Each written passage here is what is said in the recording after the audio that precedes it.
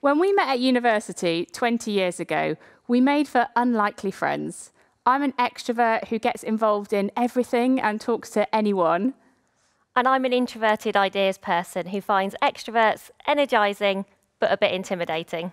Despite our differences, we both had an ambition to climb the ladder and have a successful career. We were motivated by how far and how fast we could progress, and we thought that our route to the top would look something a bit like this. And in those first few years of work, we were all about promotions and pay rises. We were preoccupied by the positions that we held and how senior our job titles sounded. And on the surface, everything seemed to be on track. But we started to get this sense that the ladder might actually be holding us back. The obvious next step wasn't always the most appealing, and we were both excited about exploring opportunities that weren't necessarily based on what we'd done before. It wasn't what we'd anticipated, but our careers had started to look and feel much more like this. Squiggly. A squiggly career is both full of uncertainty and full of possibility. Change is happening all of the time.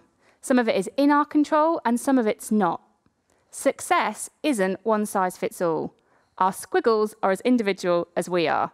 And for me, that's meant a career where I've moved from working on foldable credit cards in one company, they didn't catch on, to building and launching a loyalty app for another. And that one is still going.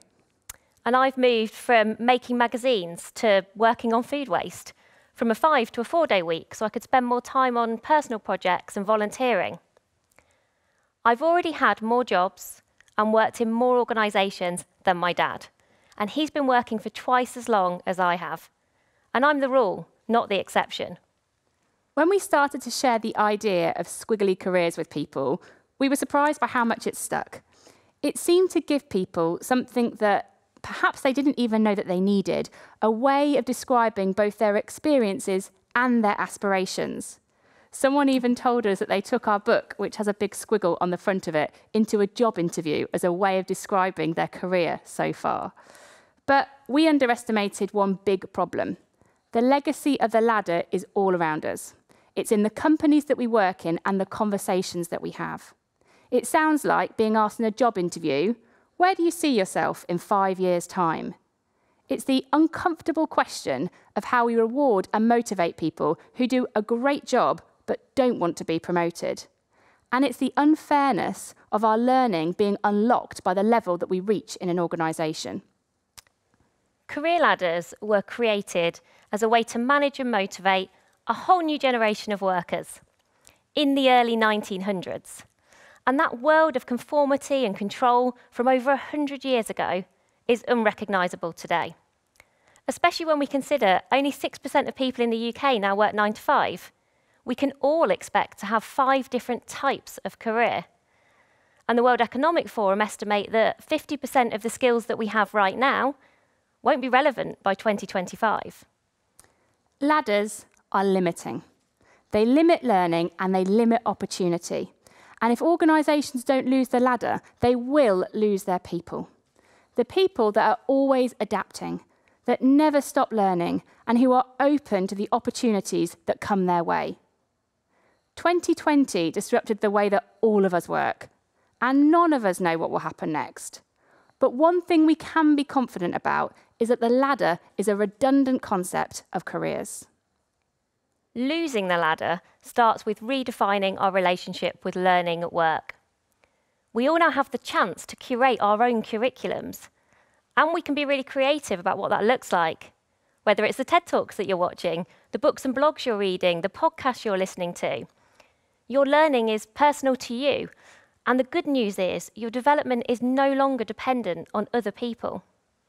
Our learning can't be limited by the level we reach in an organisation, or only available to the fortunate few. It's not the responsibility of a single department, and it doesn't just happen when you go on a course. No one has a monopoly on wisdom. In squiggly careers, everybody is a learner and everybody is a teacher. We've been inspired by MVF, a global technology and marketing company who've introduced a programme called Connected Learning. They blind match their employees so that people can learn from each other without barriers like what job they do or who they know getting in the way. Their CEO, Helen Tupper Sarah, told us, everybody is in charge of their own learning here. We all learn from each other and with each other, and we're much better off as a result. In squiggly careers, we need to change our perspective on progression. The problem with career ladders is that they only go in one direction, and you can only take one step at a time. If progression purely means promotion, we miss out on so many of the opportunities that are all around us. We need to stop asking only what job comes next and start asking, what career possibilities am I curious about? Exploring our career possibilities increases our resilience. It gives us more options, and you create more connections. We see how we can use our strengths in new ways and spot the skills that might be useful for our future. We can all start exploring our career possibilities.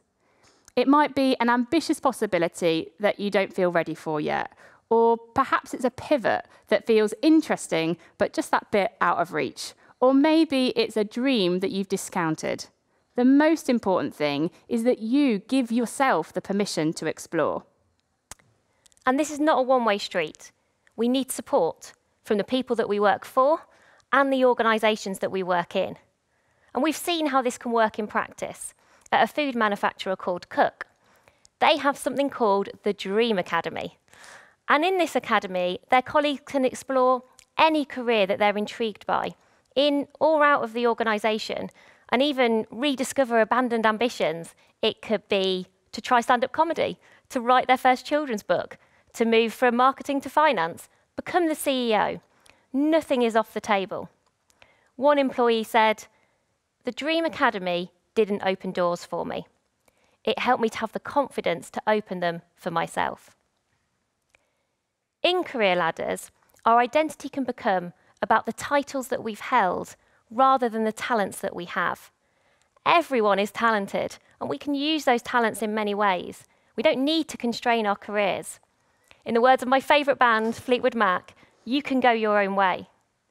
One of the things that sticks with me from my time at Microsoft is that I'd go into the office and I'd see a sign that said, "Come as you are and do what you love."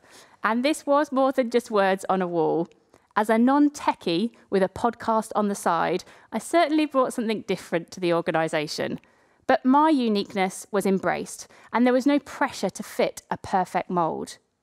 I felt like I could be open about what I wanted to do and where I wanted to go, even if that was different to everybody else. In squiggly careers, there is room for everybody to succeed, and no two squiggles are the same. The ladder has been holding us back for far too long, but it's not easy to change something that's been around for over 100 years. What we need now is more than a radical rethink.